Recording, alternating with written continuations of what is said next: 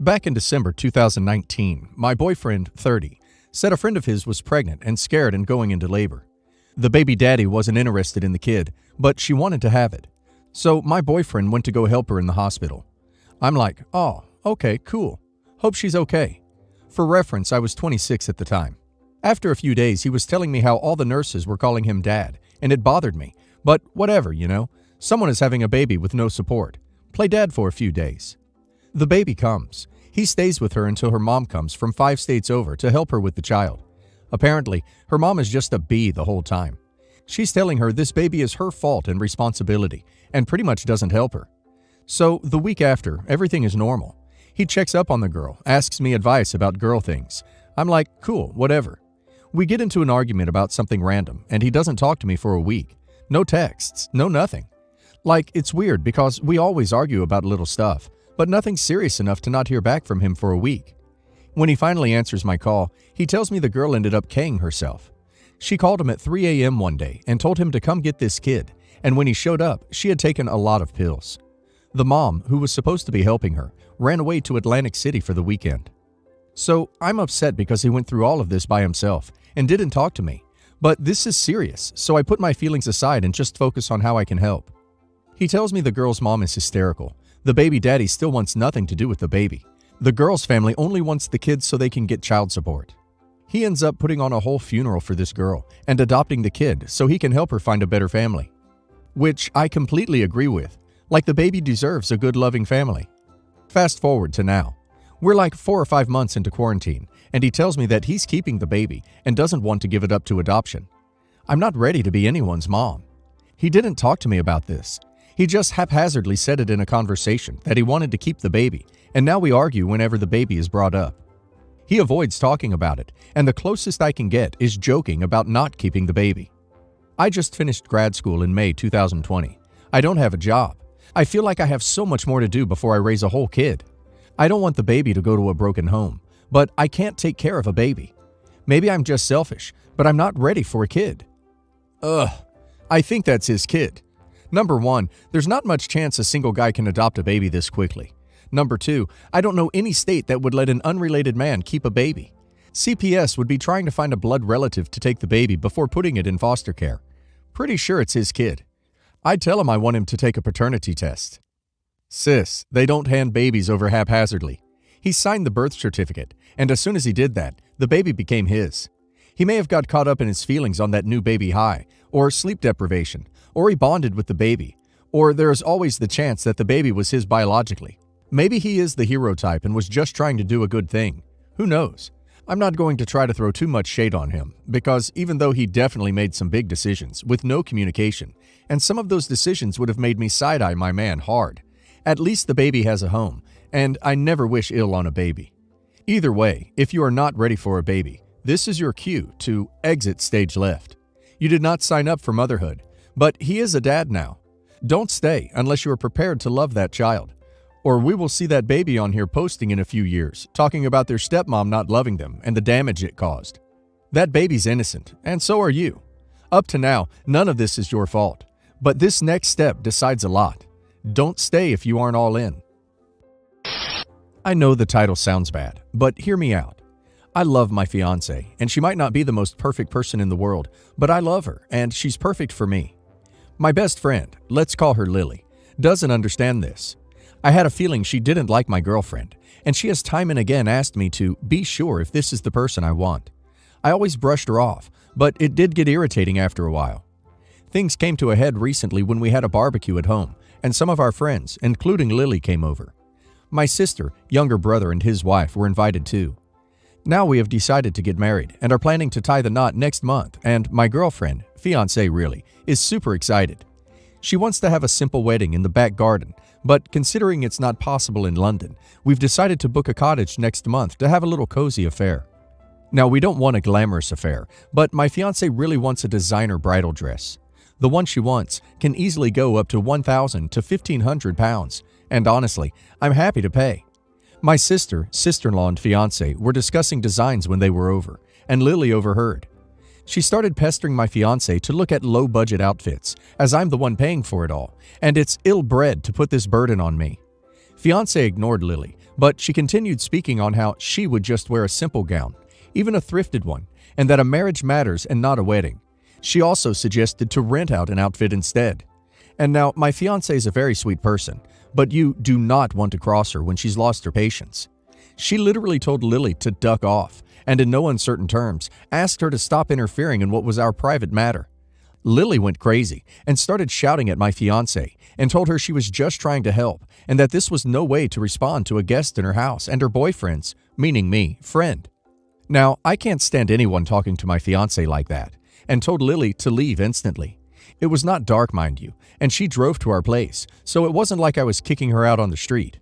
She started shouting at me and told me I was hurrying into a marriage and making a bad decision and that I would regret it. At this point, fiancé sees red and literally drags her out, and I let her. My brother and sister are furious at Lily and completely support us. Sister-in-law was shocked and tried to intervene, but my fiancé was unstoppable at this point. So next day, fiancé tells me that Lily is forever banned from our house, but I can see her outside for dinner or drinks. She also tells me Lily is banned from the wedding. And I agree with her completely, but I decided to cut Lily off for good as her outburst isn't a one-time thing.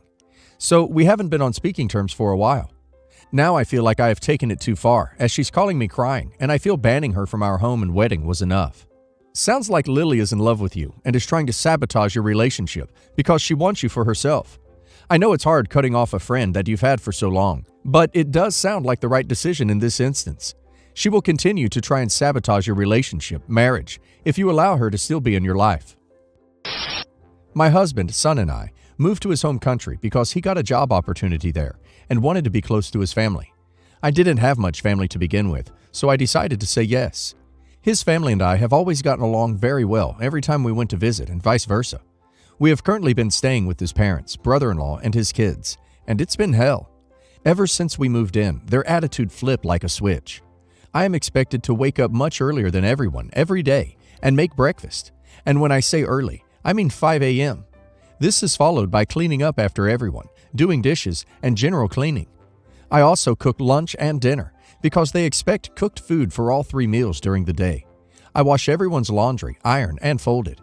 I am expected to take care of my husband's nephews, and one of them is disabled and confined to a wheelchair, and I am now his primary caretaker.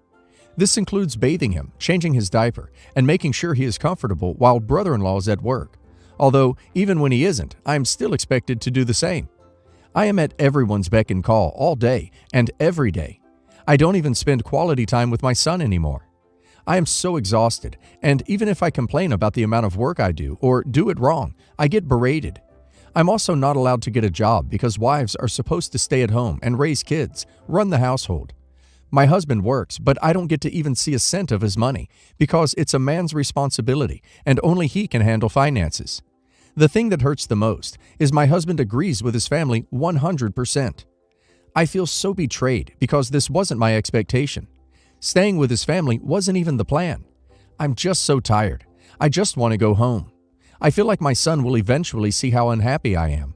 I am, however, grateful that my in-laws treat him normally, even though he isn't biologically my husband's, and he seems to be happy to be staying with his new cousins.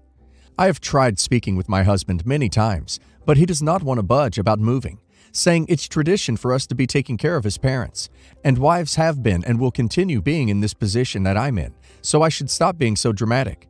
I don't know anyone here, and I feel so lonely and trapped. I'm not entirely sure what kind of advice I'm looking for, but I just want someone to reassure me that I'm not crazy. How can I try to talk to my husband so it gets through to him? Do not have a child with him. It will be really hard to leave and take your child. I'm really happy he's not your son's father. Please, things will not get any better for you.